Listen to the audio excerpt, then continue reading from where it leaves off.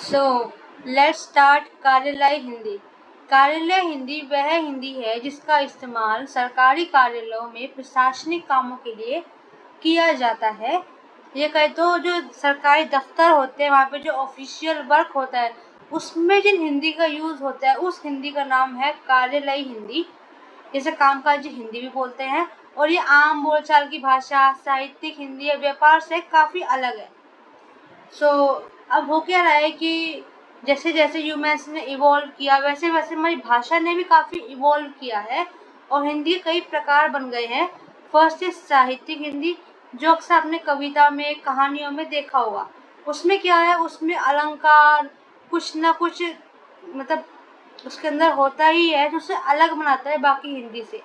सामान्य जन की हिंदी, आपकी मेरी भाषा इसे सामान्य जन की हिंदी, जो मैं हिंदी बोल रही हूँ वो ही है सामान्य जन की हिंदी। उसमें कोई अलंकार नहीं है, कोई कुछ खास शब्द नहीं है, कोई कुछ व्यापार का काम नहीं है, उसमें केवल आम भाषा है।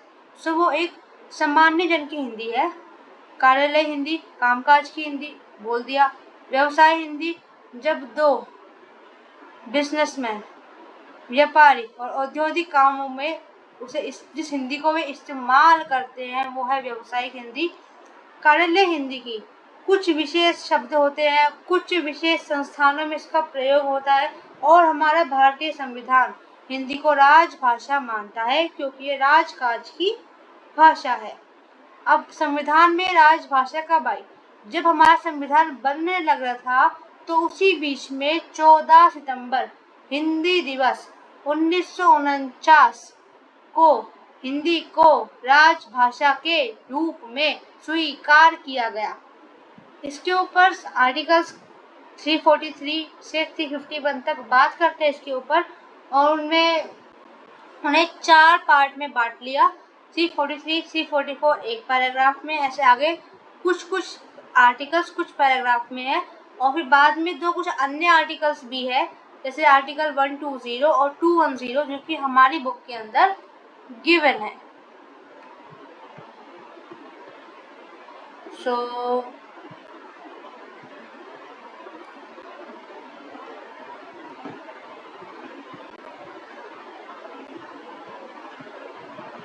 Let's start. अध्याय 1, संघ की राजभाषा। यूनियन की राजभाषा क्या होगी? यहाँ पे बेसिकली संघ को सेंट्रल गवर्नमेंट यूनियन से के इक्विवेलेंट मान रहे हैं। वैसे इसमें सेंट्रल गवर्नमेंट भी आती है और स्टेट गवर्नमेंट भी आती है, पर यहाँ पे संघ को यहाँ पे यूनियन मान रहे हैं, यूनियन पूरा India as a union. Article 343 ये कह रहा है कि संघ की राजभाषा हिंदी है। हिंदी यानी जो ये लैंग्वेज है वो हिंदी ही है। इसकी लिपि देवनागरी है। ये जो लिपि है वो देवनागरी है। एंड अंकों का रूप भारतीय अंकों का अंतर्राष्ट्रीय रूप होगा। जो हमारे भारतीय अंक है उनका अंतर्राष्ट्रीय रूप मतलब उनका इंग्लिश लैंग्वेज में रहेंगे। इंडियन सिस्टम को अडॉप्ट करेंगे जिसमें हम इंग्लिश लैंग्वेज की, जैसे हमारे हिंदी में लिखते हैं ऐसे, दो को ऐसे, हिंदी में ऐसे लिखते हैं और इंग्लिश में लिखते हैं टू ऐसे। भाषा तो जो अंक रहेंगे वो तो भारतीय रहेंगे पर इनका जो वर्जन होगा वो इंग्लिश वर्जन होगा, ऐसा। नाउ पॉइंट 2, संविधान लागू होने के 15 साल तक मतलब 1950 से 15 साल 1965 तक सरकारी काम के लिए अंग्रेजी का उपयोग होगा।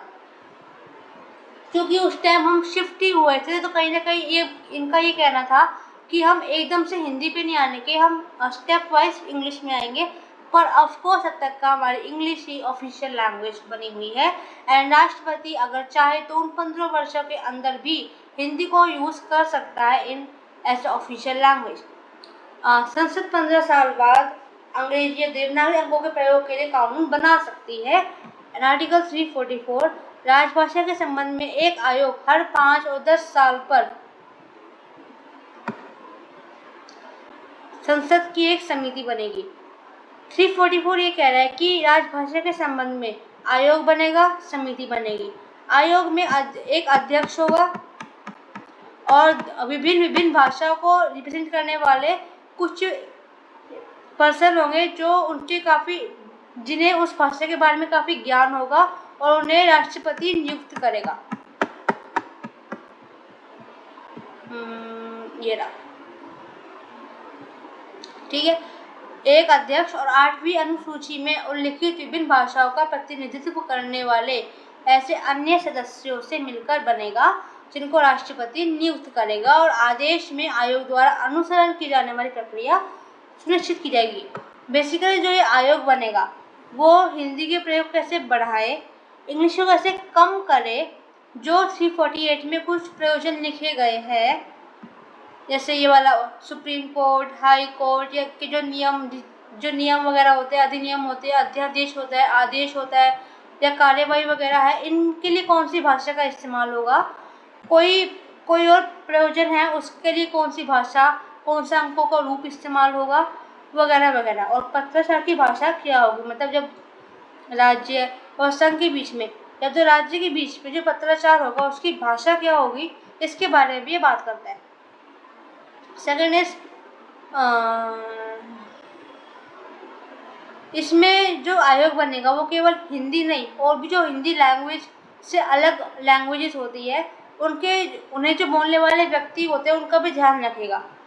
एक समिति बनेगी जो 30 मेंबर्स की बनेगी, जिसमें 20 लोकसभा के ऑफकोर्स 10 राज्यसभा के होंगे, ठीक है। समिति जी का कर्तव्य क्या होगा कि जो आयोग बनाए वो जो बात कह रहा है उसका परीक्षण करेगी और फिर राष्ट्रपति को प्रतिवेदन देगी। अब जो प्रतिवेदन देगी उसके बारे में, इसका मतलब क्या होता है, इसके बारे में हम पढ़ेंगे बाद में, ठीक है। नेक्स्ट है 345, राज्य अपने शासकीय कामों के लिए, मतलब स्टेट वो ऊपर सेंटर की बात हो रही थी शासकीय कामों के लिए, और ये स्टेट की बात हो रही है। स्टेट अपने शासकीय कामों के लिए हिंदी को या अपने स्टेट में यूज़ होने वाली लैंग्वेज को अपना सकते हैं, पर लेकिन जब तक वे नहीं अपनाएंगे, जब तक कोई कानून नहीं बनेगा इसको लेकर के, तब तक इंग्लिश ही उनकी ऑफिशियल लैंग्वेज रहेगी। 346, पत्राचार की भाषा क्या होगी उसके बारे में बात करता है। उसके बारे में हम आगे पढ़ेंगे। कार्यालय पत्रों के क्षेत्र, कार्यालय क्षेत्र, उसके बारे में ये वहाँ पे दिया गया है, इसके बारे में वहाँ पे दिया गया है, सॉरी। 347 ये कह रहा है, अगर कोई स्टेट के मेजॉरिटी पॉपुलेशन एक भाषा बोलते हैं और वो ये कहते हैं कि हमारी इस भाषा को इस स्टेट की शासकीय मान्यता प्राप्त हो, तो ऐसा वो कर सकता है, पर उसके लिए जो समिति बनी है, वो आयोग बना है, वो उन सबका देख करके, उन सबसे राय ले करके जब वो करेगा।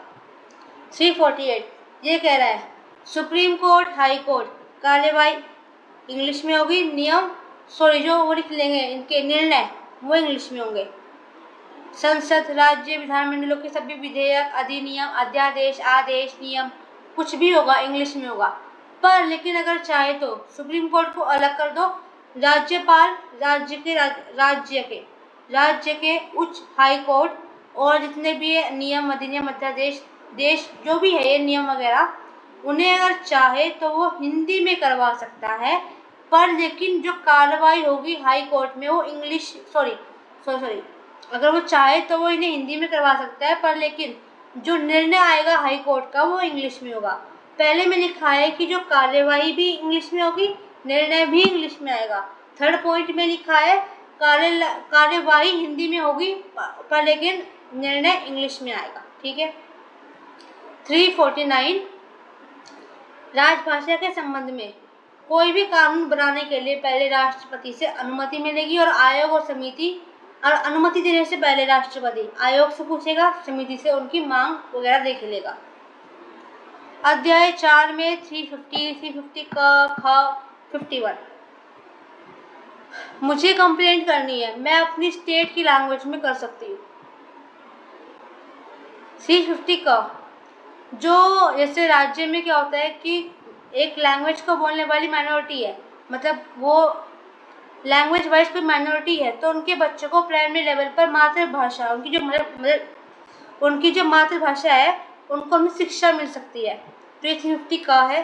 350 का ख ये कहता है कि जो माइनॉरिटी है लैंग्वेज वाइज, उनके लिए एक विशेष अधिकारी होगा जो उनके हितों से संबंधित मामलों की जांच करेगा और राष्ट्रपति को रिपोर्ट देगा।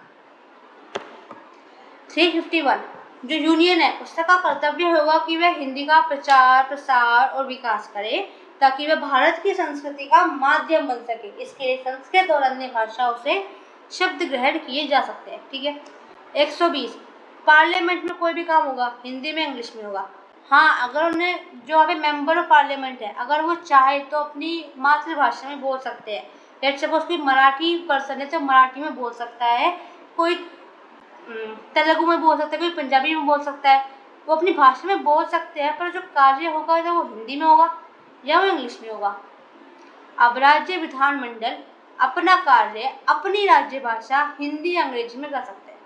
संसद में हिंदी अंग्रेजी में, विधानमंडल में अपनी भाषा में हिंदी में अंग्रेजी में कर सकते हैं। जो मैंने कहा था कार्यालय हिंदी का कार्य क्षेत्र, इसमें 3 क्षेत्र बनेंगे का खा गा। का में इधर लिखो, का में इधर बिहार, इधर हरियाणा, हिमाचल प्रदेश, मध्य प्रदेश, राजस्थान, उत्तर प्रदेश, उत्तराखंड, छत्तीसगढ़ और इधर अंडमान निकोबार। जितना भी बीच का ये समूह है ये क क्षेत्र में आता है। इनके बीच में कोई भी बात हो रही है वो हिंदी में होगा। इनसे हटा करके अगर मान लो इनमें से कोई सा भी बाहर बात कर रहे हैं किसी और स्टेट से तो वो हिंदी के साथ इंग्लिश ट्रांसलेशन भेजेगा। ठीक है। ख यहाँ पे कोई गुजरात, महाराष्ट्र, पंजाब, चंडीगढ़, जो ये है वो ख में है, बस 4 ही है। 4 क्या 3 है, एक तो वो है टेरिटरी। यहाँ पे हिंदी आंशिक रूप और अगर जरूरत पड़े तो इंग्लिश, पर साथ में हिंदी अनुवाद अनिवार्य है। ये क्षेत्र वाले मतलब गुजरात, महाराष्ट्र, पंजाब, चंडीगढ़ वाले दूसरे स्टेट्स को हिंदी में अंग्रेजी में जो इनका मन माने वो कर सकते हैं। ग क्षेत्र, का को खत्म करो, ख को खत्म करो, जितने भी है उनके बीच कोई भी बात हो रही है वो इंग्लिश में होगी।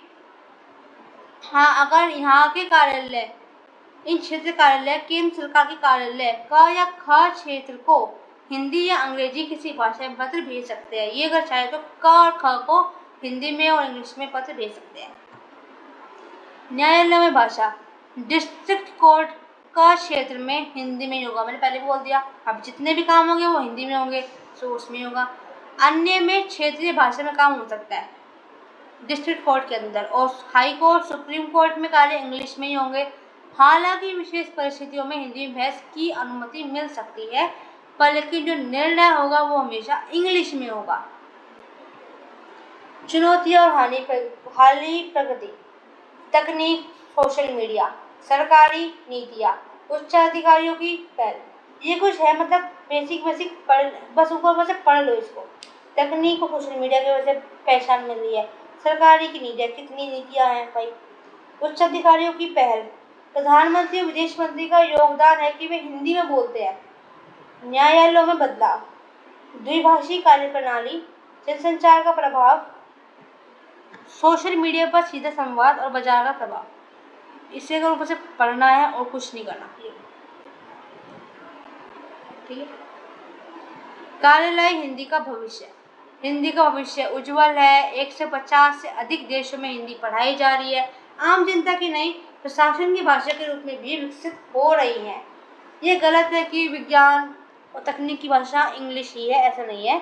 चीन में भी, चाइना में भी, जापान में भी, फ्रांस में भी अपनी भाषाओं में तकनीक और वैज्ञानिक ज्ञान को विकसित किया है। कार्यालय पत्राचार के प्रमुख रूप,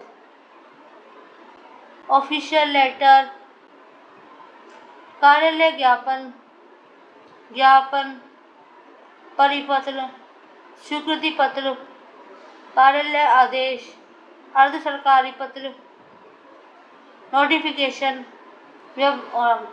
इतना ही दिया हुआ है। अब इसमें क्या क्या दिया हुआ है, ये बेसिकली कार्यालय हिंदी और प्रारूप का आपस में मिला दिया।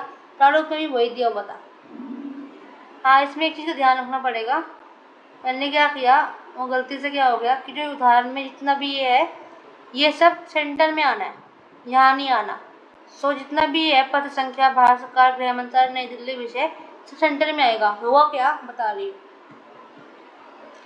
सबसे बीच में आएगा पत्र क्रमांक सबसे पहले, उसके बाद आएगा भेजने वाला किस संस्थान से बोल रहा है उसका नाम और उसका पता, फिर आएगी दिनांक, ठीक है।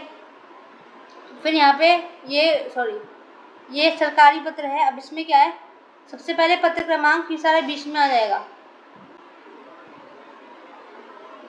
ये सब बीच में आ गया, दिनांक इधर ही रहेगी। उसके बाद फिर सेवा में जो जिसको भेज रहे हैं उसका नाम, उसका पद, उसका पता और फिर विषय, फिर महोदय, विषय बीच में आएगा। या मैं ऐसे बता रही हूँ, ऐसे कंफ्यूज हो जाओगे।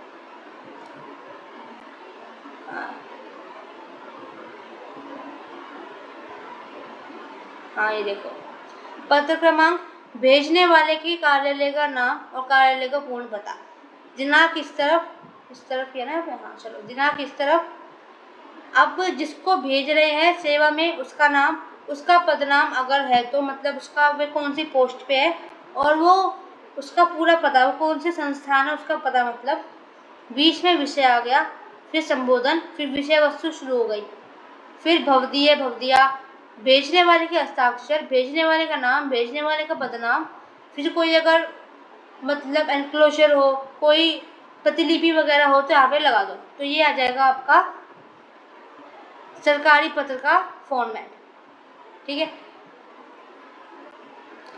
अर्ध सरकारी पत्र, सेम टू सेम, पत्र क्रमांक, भेजने वाले के संस्थान का नाम और एड्रेस, ये बिना मतलब में गलत लिख रखा है वो गलत ही।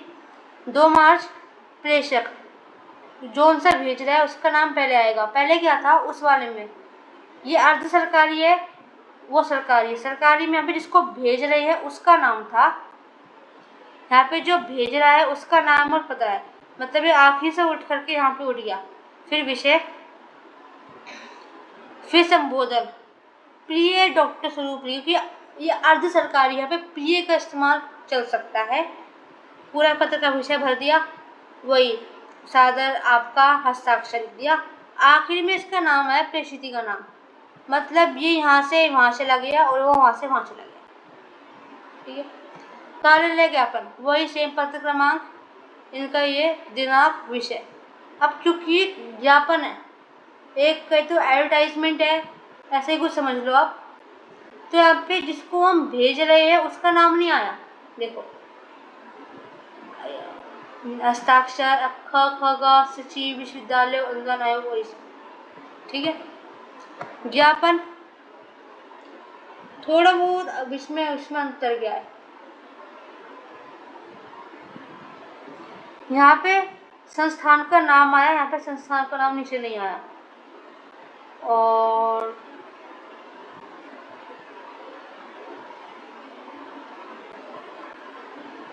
ठीक, केवल इतना ही अंतर है कि वहाँ पे ये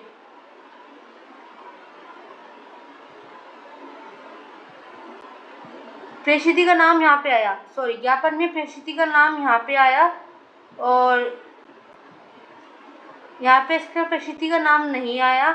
संस्थान का नाम यहाँ पे भी आया, नीचे भी आया, ऊपर भी आया, पर लेकिन ज्ञापन में संस्थान का नाम नीचे नहीं आया, तो इतना ही अंतर है, ठीक है।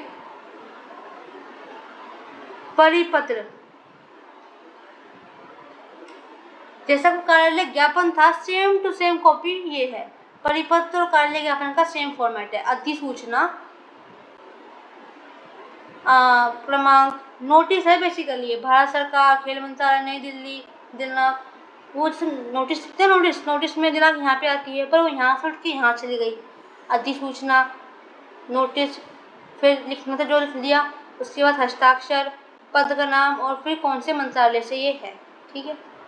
बस इतना ही है आपका ये।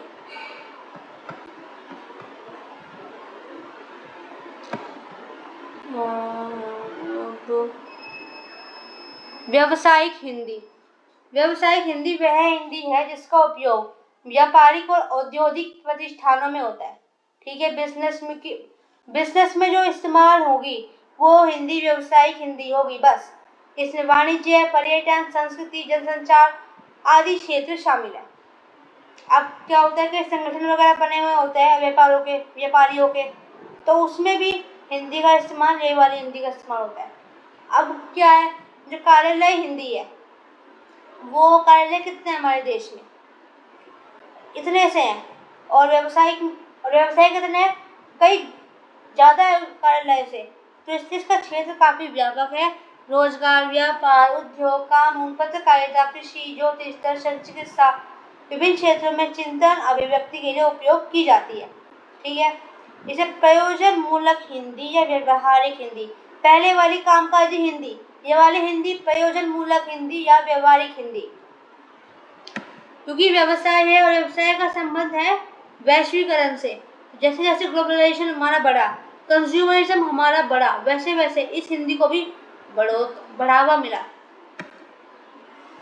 व्यवसायिक हिंदी की विशेषताएं, सहजता है, आसान है, पारिभाषिक शब्दावली, पत्रकारिता, कहीं ना कहीं कुछ शब्दावली इसकी भी विशेष है, उसकी भी विशेष है, इसकी भी है थोड़ी बहुत।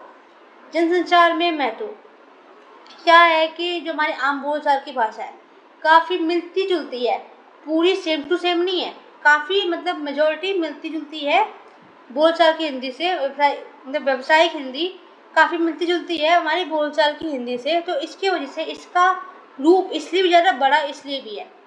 अब क्यों करता है, पूछताछ कर रहे हैं, आदेश कर रहे हैं, शिकायत कर रहे, सूचना दे रहे, लिख रहे, प्रचार कर रहे, वृद्धि कर रहे, शाख बढ़ा रहे इत्यादि। व्यावसायिक पत्र लेखन एक ऐसी कला है जो अगर नहीं आती तो खत्म ही हो भाई। चलो मान लिया नृत्य, संगीत, वास्तुकला शायद ना भी आए, पर लेकिन पत्र लेखन एक काफ़ी इम्पोर्टेंट है, सीखना उसे और उसे आनी भी चाहिए आप।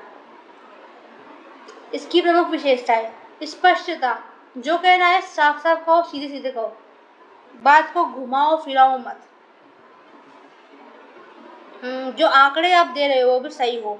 एकान्विति, जो विषय वस्तु लिखा है वो उसके बारे में ही बात हो, इसे इधर उधर कोई बात नहीं करनी है। यह है एकान्विति का मतलब, मुद्दे पे रहो, मुद्दे से भटकना नहीं है। सहजता, जो आप भाषा शैली है वो आसान हो, सीधी हो, सपाट हो, स्वाभाविक हो, कोई ज़्यादा घुमाव फिराव की गंध ना हो उसमें, कोई बनावटी बनना हो फालतू का, कोई ये ना दिखाए कि मैं ज़्यादा पंडित हूँ, मुझे इतनी अच्छी भाषा इस्तेमाल करनी आती है, ये नहीं चलना है इसके अंदर सीधी सरल साफ भाषा का इस्तेमाल होना है। यथार्थता, जो है सो है, कुछ ही बदलना नहीं है। संक्षिप्तता, पत्र को जितना ज़्यादा छोटा करोगे उतना ज़्यादा बढ़िया रहेगा। मतलब ऐसा नहीं कोई लंबा कहानी लिखनी शुरू कर दी हमने, ऐसा नहीं है। उसे पत्र को कंसाइज हो, छोटा हो, पर ऐसा भी ना हो कि उसने कुछ बातें छोड़ रखी हो, कंप्लीट हो और कंसाइज, मतलब स्वीट एंड शॉर्ट हो। मौलिकता, नयापन या ताजगी, जो है मतलब जो विवरण है वो तो नया नहीं हो सकता, पर उसे प्रस्तुत करने की शैली में नयापन हो सकता है बस। जैसे ये है, हमको एजेंसी देने के 1 वर्ष बाद ही आप देखेंगे कि हमारे नगर की हर गृहिणी बाजार में केवल इसी केश तेल की मांग करेगी। तो ये प्रस्तुत करने का एक नयापन है, बस इतना है। सीधी भाषा है और थोड़ा सा इसे प्रस्तुत करके नयापना है, बस इतना ही है। स्वतः संपूर्ण है, वो अपने आप में ही पूर्ण हो, उसमें डेडलाइन हो, कब तक हो जाएगा ये हो, तिथि हो, कितनी मात्रा में होना है, क्या होना है, सबका पूरा विवरण हो, उसमें कोई बात छूटी ना हो। शालीनता, जब भाषा का जो आप लैंग्वेज का इस्तेमाल कर रहे हो वो किसी को हार्म ना करे। लेट सपोज HR ने भेजा पत्र एम्प्लॉय को कि हम आपको अपनी कंपनी में नहीं रख सकती, क्योंकि लेट सपोज HR ने एम्प्लॉय को पत्र भेजा, HR ने एक वर्कर उसके पास जॉब के लिए आया था, उसने कहा हम आपको नहीं रखेंगे क्योंकि आपके अंदर ये क्वालिफिकेशंस नहीं है। ऐसा नहीं बोलना, ऐसा बोल सकते हैं, HR लिखेगा कि हम आपकी सेवा का उपयोग नहीं कर पाएंगे, ये भी सही है। इससे सामने वालों को इतना हार्म नहीं पहुंचा। इसके बजाय आप ये कह रहे हो कि आपके अंदर ये नहीं है, आपके अंदर वो नहीं है, इससे क्या होगा, सामने वाले की जो इज्जत है उस पर पत्थर लगेगा। तो ऐसा नहीं करना, एक गरिमा वाली भाषा रखनी है, अब व्यावसायिक पत्र में क्या कहते हैं, मैंने कहा था पूछताछ करना, अनुरोध करना, स्वीकृति प्रदान करना, शिकायत करना, विज्ञापन संबंधी इत्यादि इत्यादि। बहुत लंबी लिस्ट है ये। इसमें दिया हुआ है, हाँ ये रहा।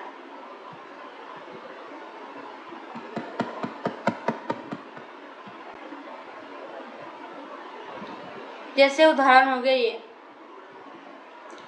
ऊपर एक हमारा लेटर हेड। कोई भी बिजनेस होगा हमेशा जब भी वो बात करेगा तो अपने लेटर पैड पे करेगा या फिर लेटर हेड पे करेगा, ठीक है। उसमें उसका बिजनेस का नाम होगा। अगर कोई साथ में कोई फर्म के साथ वो एसोसिएटेड है तो उसका नाम होगा। दूरभाष होगा। जो ये तार है वो टेलीग्राम का है कुछ, इसे आप छोड़ दो, मत लिखना। फिर इसका एड्रेस आएगा, पत्र क्रमांक आएगा और दिनांक आएगी उसके लेटर पैड के ऊपर, ठीक है।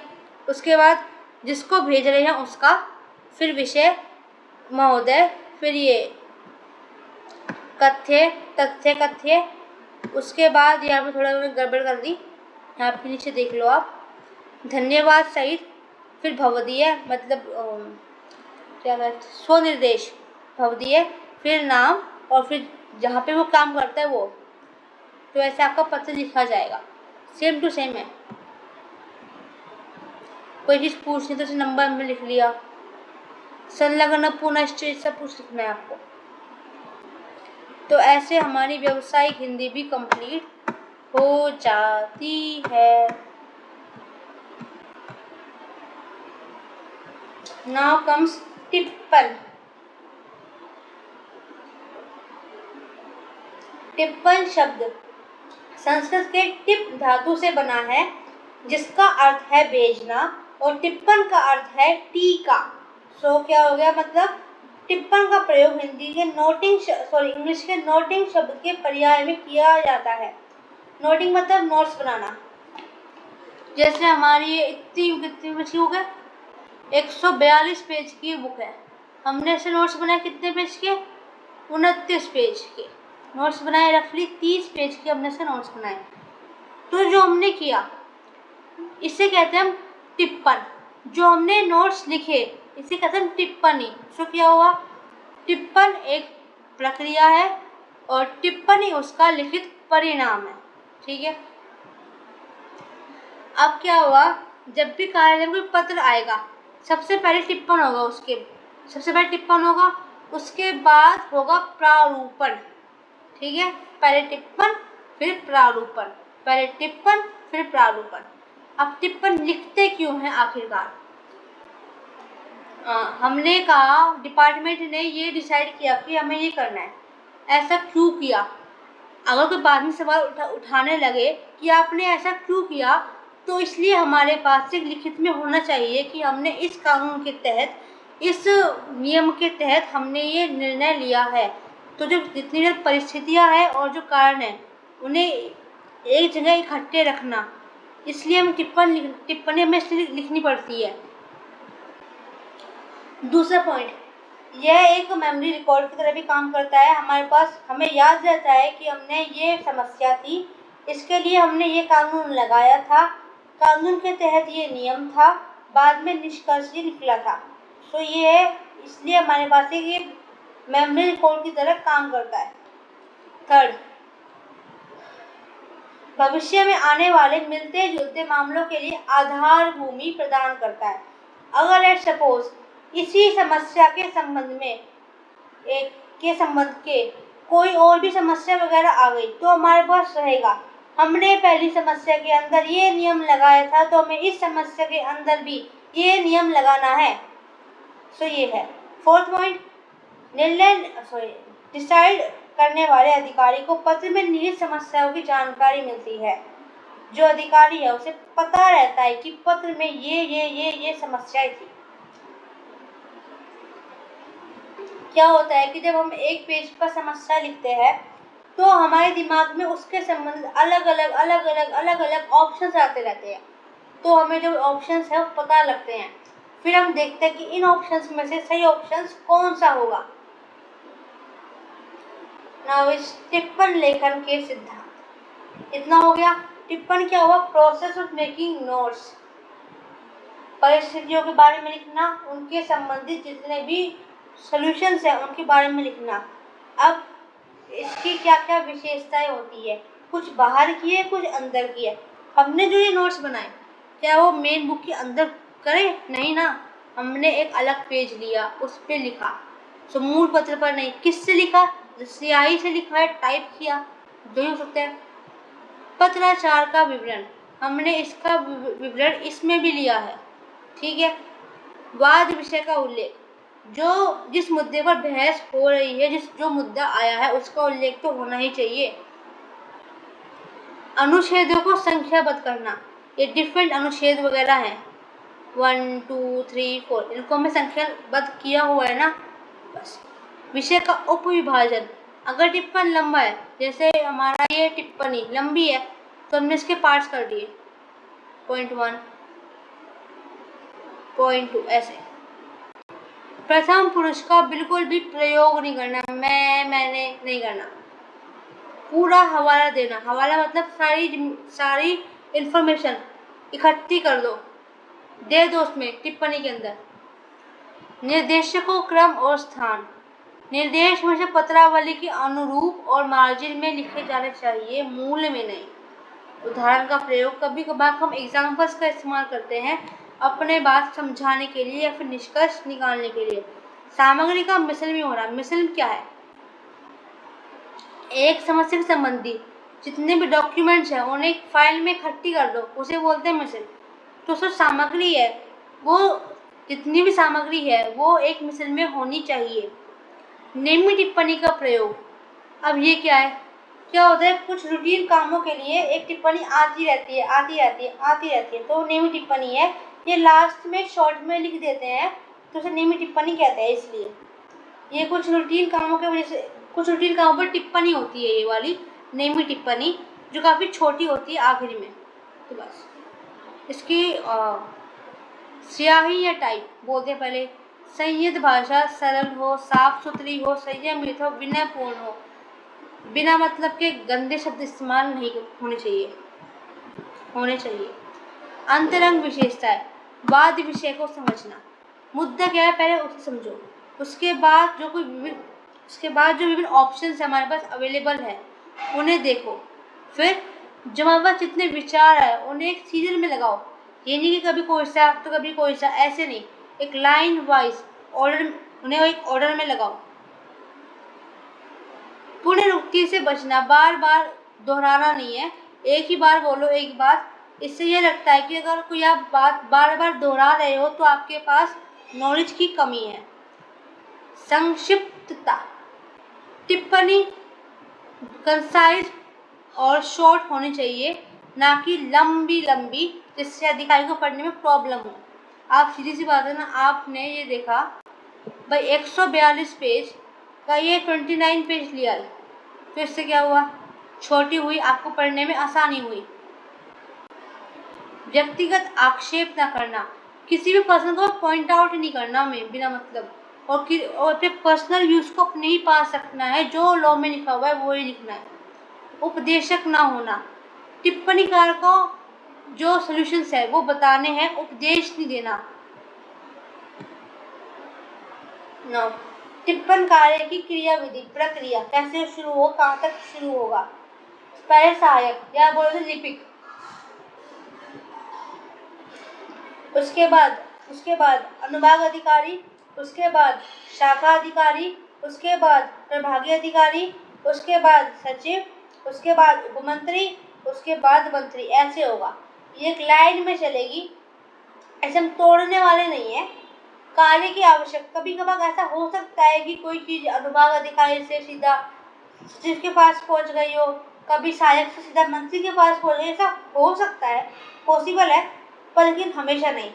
नाउ इस मुख्य टिप्पण और आनुषंगिक टिप्पण।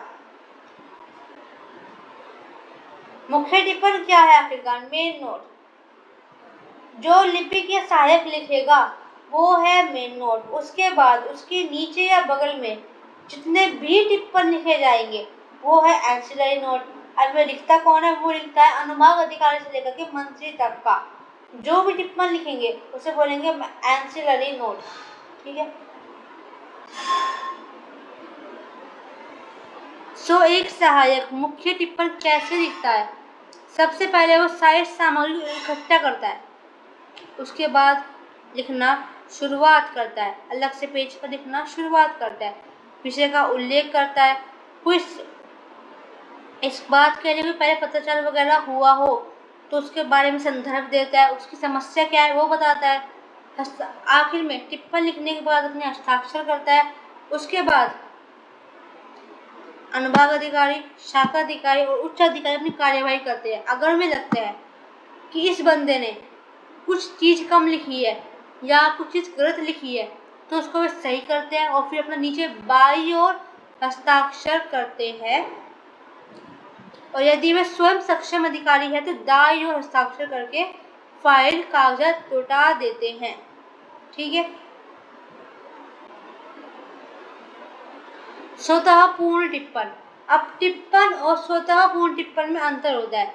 टिप्पण में क्या होता है, टिप्पण के साथ साथ मिसिल लगानी पड़ती है, उसके संबंधित में डॉक्यूमेंट्स सब रखने पड़ते हैं, पर स्वतः पूर्ण टिप्पण में ऐसा नहीं होता। टिप्पण में ही सब कुछ जानकारी होती है, डॉक्यूमेंट्स का कुछ न कुछ पॉइंट्स में लिखा रहता है जिससे जो आगे उच्च अधिकारी है उन्हें समझ में आ जाता है कि इसमें कहना क्या चाह रहा है आखिरकार। पर लेकिन जो टिप्पण होता है उसमें क्या होता है, उच्च अधिकारी को जो मिसिल लगी हुई है, मिसिल में डॉक्यूमेंट्स को देखना पड़ता है, उसके बाद भी कुछ डिसाइड कर पाते हैं। पर लेकिन स्वतः पूर्ण टिप्पण में उस टिप्पण में सब कुछ बातें लिख देते हैं सहायक लिपिक, जिससे अनुभाग अधिकारी को जो मिसिल वगैरह है वो देखनी ही नहीं पड़ती। जो स्वतः पूर्ण टिप्पण है उसकी आवश्यकता काफ़ी कम पड़ती है, पर लेकिन यह तब लिखा जाता है जब विषय पर आंतरिक वित्त अधिकारियों, वित्त विभाग या वित्त मंत्रालय से सलाह या अनुमोदन लेना जरूरी है। जब फाइनेंस का काम बीच में आ गया तो भाई स्वतः पूर्ण टिप्पणी लिखनी पड़ेगी। सेकंड, प्रस्ताव या विचाराधीन मामला किसी सरकारी समिति या आयोग के पास विचार के लिए भेजना हो। लेट सपोज कोई प्रस्ताव आया हिंदी भाषा के संबंध में और वो उस आयोग और वो समिति जो हमने कार्यालय हिंदी के अंदर बनाई थी उनके पास भेजना है तो पूरा टिप्पण लिखना पड़ेगा। तीसरा, विचाराधीन विषय कई विभागों से संबंधित हो और निर्णय से कई विभाग प्रभावित होते हों। जब कोई विषय अलग अलग डिफरेंट डिपार्टमेंट्स को प्रभावित कर रहा है तो इससे बढ़िया है कि एक पूरा टिप्पण अच्छे से लिखो। विचाराधीन समस्या इतनी जटिल है, इतनी कॉम्प्लेक्स है कि संबंधित अधिकारी को उसकी पूरी पृष्ठभूमि से परिचित कराना जरूरी है। जब एक विषय पर बार बार पत्राचार बहुत अधिक हो चुका हो या टिप्पणी का क्रम इतना लंबा हो कि निर्णय लेने वाले अधिकारी के सारे मामले संक्षेप में समझना आवश्यक हो, तब हम स्वतः पूर्ण टिप्पण बनाते हैं। प्रारूपण, ड्राफ्टिंग। सबसे फर्स्ट स्टेज ड्राफ्टिंग, उसके बाद क्या होगा, प्रारूपण बनेगा, मतलब पत्र बनेगा। बेसिकली प्रारूपण नहीं, पत्र का फॉर्मेट बनेगा। ये है टिप्पणी। हमने देख लिया कि ये समस्या, ये समाधान होना है। अब उसे इम्प्लीमेंट करने के लिए उच्च अधिकारियों के पास उसे पत्र भी भेजना पड़ेगा। जो पत्र भेजेंगे हम उसे ड्राफ्टिंग, उसका पहले प्रारूपण बनाएंगे और उसे हमें यहाँ पे पढ़ना है। प्रारूपण एक तकनीकी शब्द है तो ड्राफ्टिंग से लिया गया। इसके लिए प्रलेखन, आलेखन, मसौदा जैसे शब्द भी प्रचलित है। ड्राफ्ट हो गया वस्तु, सामग्री, पत्र या लेख। आपने अगर देखा हो जब भी ईमेल लिखते हो, ईमेल लिखने में आपने उसे सेंड नहीं किया, आपने घंटा मार दिया उस ईमेल पे, तो आएगा ड्राफ्ट सेव्ड। जो वो ड्राफ्ट है वो प्रारूपण है। जैसे ईमेल का ड्राफ्ट होता है फ्रॉम टू BC CCC, फिर सब्जेक्ट, उसके बाद फिर पूरा ईमेल, फिर अटैचमेंट नीचे दिए हुए होते हैं, तो वो एक पूरा ड्राफ्ट है ईमेल का ड्राफ्ट। सब क्या है, वो प्रारूप है। और प्रारूप की प्रक्रिया का अध्ययन प्रारूपण। जैसे आपको मैंने पहले भी कहा, नोटिंग का नेक्स्ट स्टेज है प्रारूपण। परिभाषा क्या हुई, सरकारी अथवा गैर सरकारी कार्यालयों के कामकाज को निपटाने के लिए किए जाने वाले पत्र व्यवहार का नियम एवं विधि पूर्वक लिपिबद्ध प्रारंभिक रूप तैयार करना प्रारूपण कहलाता है। वो ड्राफ्ट तैयार करना इस प्रारूपण के प्रमुख तत्व एक्यूरेसी, अंक, आंकड़े, संदर्भ, दिनांक, जो भी लिख रहे हो बिल्कुल सही हो, क्लैरिटी, जो लिख रहे हो बिल्कुल स्पष्ट हो, रूपरेखा पूरी स्पष्ट हो, कंसाइजनेस, विषय पर ही रहो, विषय से भटको मत, परिनिष्ठित भाषा, स्टैंडर्डाइज्ड लैंग्वेज, संयमित हो, शुद्ध हो, सरल हो। ये पॉइंट सबके हैं, चाहे कार्यालय पत्र हो, व्यवसायिक पत्र हो, टिप्पणी हो, प्रारूपण हो, कुछ भी हो, सब एक्यूरेट होंगे, सब के अंदर क्लैरिटी होगी, सब कंसाइज होंगे, सबके अंदर संयमित शुद्ध सरल भाषा का इस्तेमाल होगा। एक है ये परंपरागत पद्धति का अनुकरण। सरकारी पत्र व्यवहार में एक निश्चित और परंपरागत पद्धति का पालन करना आवश्यक है। जो पत्र व्यवहार पहले से चलता आ रहा है वैसे ही आगे चलेगा। कोई चेंज किया तो सामने वाले के मन में कहीं ना कहीं वो कंफ्यूज हो जाएगा कि आखिरकार बात क्या है। इसलिए जो पद्धति चल रही है उसी का ही इस्तेमाल होता है।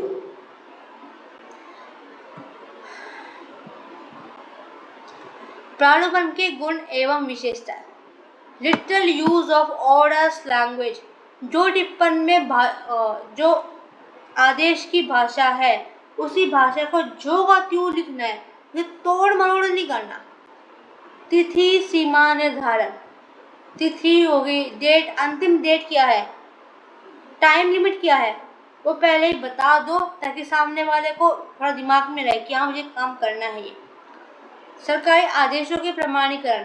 राष्ट्रपति या सरकार के नाम से जारी होने वाले कुछ आदेशों पर केवल वही अधिकारी हस्ताक्षर कर सकता है संविधान के अनुसार अधिकृत हो। इसके सतर्क रहना आवश्यक है। क्रमबद्धता। जितने भी संदर्भित पत्र है संदर्भों को एक निश्चित क्रम में प्रस्तुत करना चाहिए। इसके अभाव में फाइल ढूंढने में समय बर्बाद होता है। प्रारूपण की प्रक्रिया और लेखन विधि के मुख्य अंग। First standard form. सामान्यतः कार्यालयों में प्रारूपण के लिए एक निश्चित फॉर्म होता है। अगर नहीं है तो MP4 बोल दिया, A4 साइज पर दोनों ओर मार्जिन छोड़कर, लेफ्ट राइट मार्जिन छोड़ दो, फिर टाइप या लिखो। अनुच्छेद में विभाजन। सबसे पहले पिछले पत्र का संक्षिप्त विवरण, दूसरे में मामला का मुख्य विषय क्या है, मुद्दा क्या है भाई, और तीसरे में निष्कर्ष, सुझाव, क्यों, जाते जाते बातें। बड़े मामलों में अनुच्छेद संख्याबद्ध और 3 से अधिक हो सकते हैं। संलग्न पत्रादि का स्पष्ट उल्लेख। प्रारूप के साथ प्रतिलिपि के साथ नत्थी किए जाने वाले पत्रों का क्रमांक, दिनांक आदि स्पष्ट रूप में उल्लेखित होना चाहिए। कई बार प्रारूप के साथ कुछ पत्र वगैरह लगा के भेज देते हैं तो उनकी पत्र का क्रमांक क्या है, दिनांक क्या है, जो भी है वो क्लियर शब्दों में लिखना चाहिए। वैसे ही एंडोर्समेंट प्रतिलिपियों के बारे में और एफिक्सिंग स्लिप, अनुमोदन हेतु, स्वीकृति हेतु, तत्काल, अग्रता इत्यादि की परिचय लगाई जाती है। उसमें जो प्रारूप लिख रहा है उसके इनिशियल होंगे, उसके हस्ताक्षर होंगे। आप अगर देख रहे हो तो कहीं ना कहीं ये सब कार्यालय पत्र मिलते जुलता लग रहा है मुझे।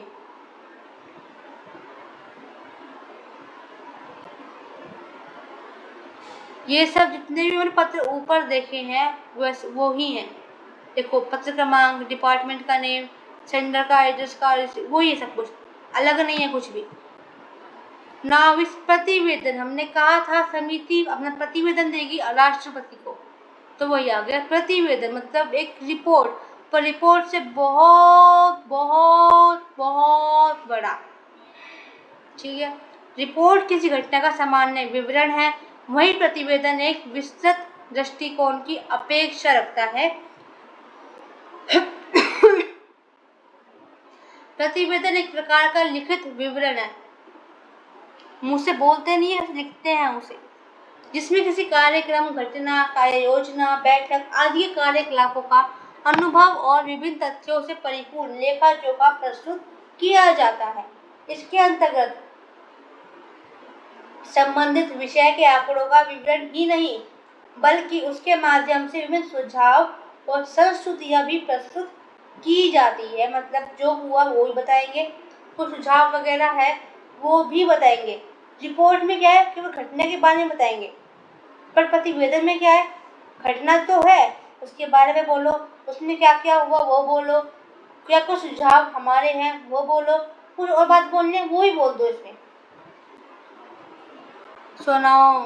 कुछ डॉक्टर्स के अनुसार प्रतिवेदन एक ऐसा प्रलेख है जिसमें सूचना देने के उद्देश्य से किसी समस्या की जांच की जाती है और उस संबंध में निष्कर्ष, विचार और कभी कभी सिफारिशें भी प्रस्तुत की जाती है। वही बात, समस्या और घटना क्या है, क्या क्या हुआ, वो सुझाव क्या क्या है, संस्तुतियाँ क्या क्या हैं।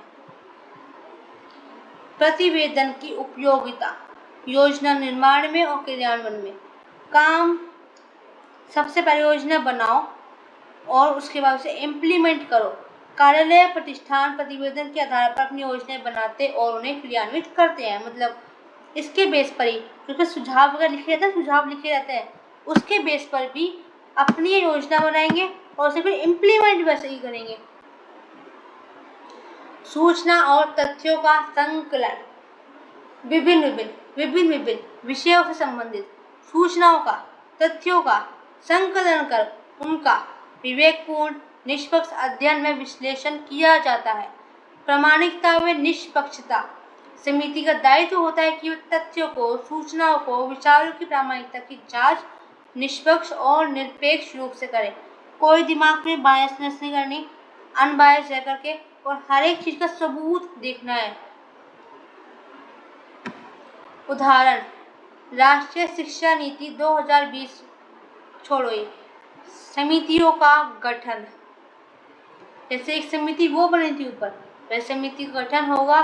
समिति, अगर मान लो समिति अपना एक ग्रुप रिपोर्ट बना रही है, समिति के जितने भी मेंबर्स हैं आखिर में अपने डेट के साथ हस्ताक्षर करेंगे। प्रतिवेदन केवल कार्यालय में नहीं पर व्यवसाय में भी काम आते हैं। Now is press release. विज्ञप्ति क्या है?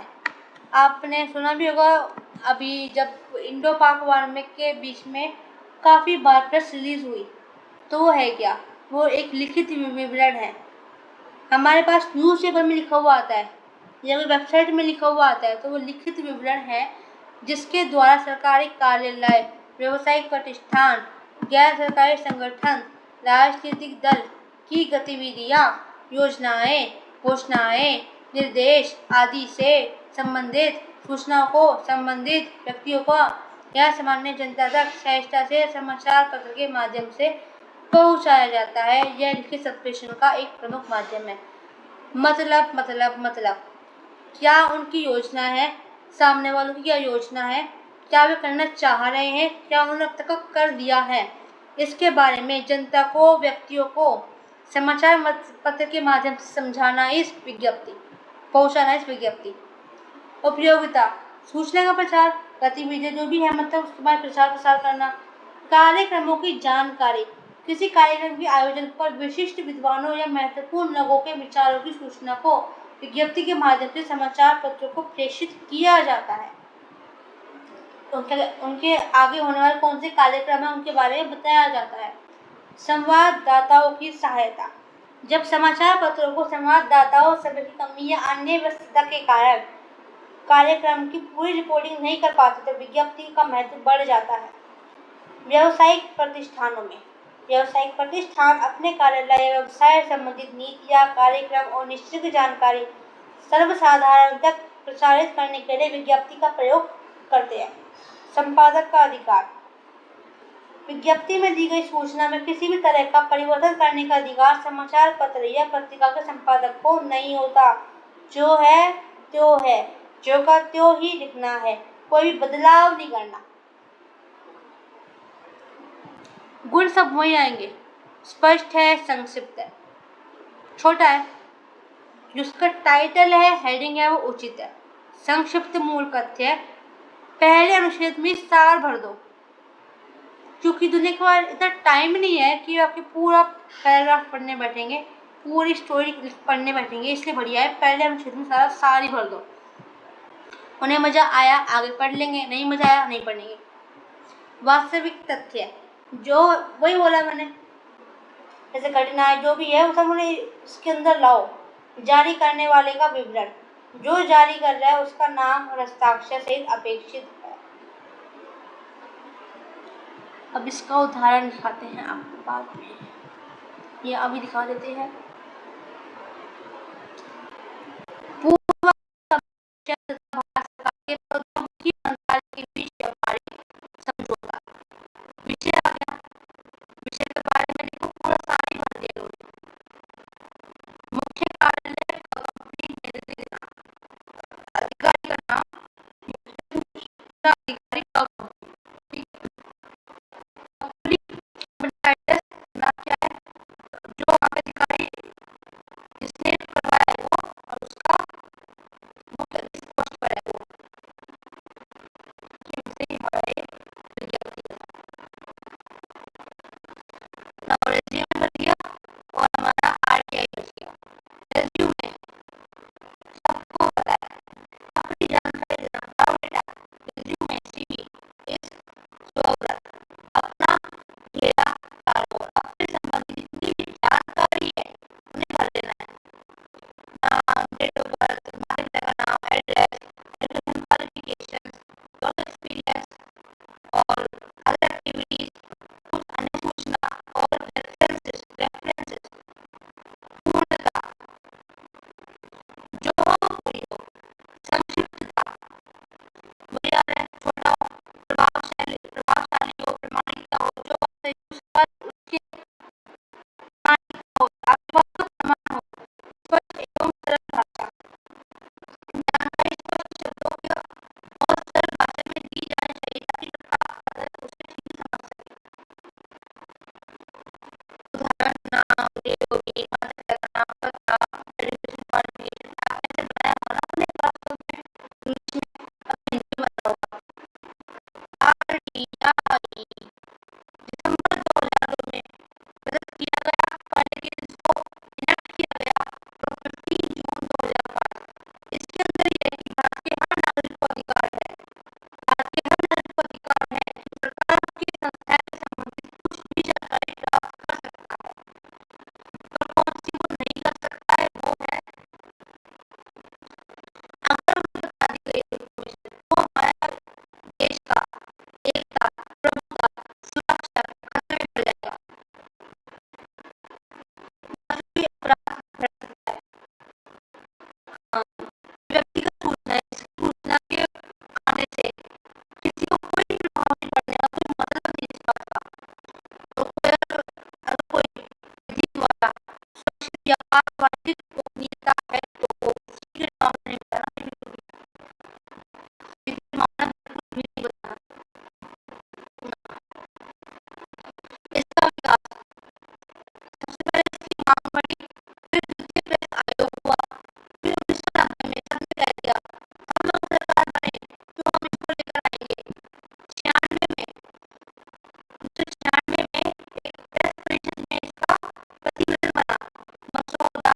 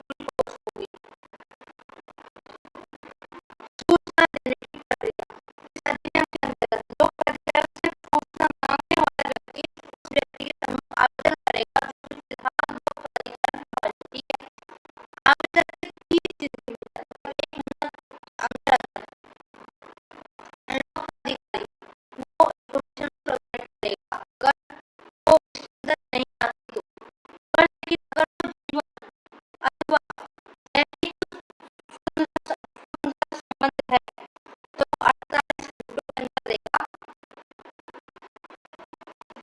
जो इन्फॉर्मेशन होगी वो इंग्लिश में होगी, हिंदी में होगी, अंग्रेजी भाषा में होगी और साथ ही साथ में वो कुछ 10 रुपए इतना कुछ ले सकता है। अगर उसने नहीं दिया तो दंड मिलेगा होगा। जब आवेदक पत्र भेजा उसी के साथ साथ वो 10 रुपए का ड्राफ्ट भेजेगा और कुछ अगर दस्तावेज की छायाप्रति मांग रहा है तो 2 रुपए प्रति कॉपी देगा। अगर उसने उत्तर नहीं दिया तो हाईकोर्ट में जाओ और कंप्लेंट दर्ज करा दो।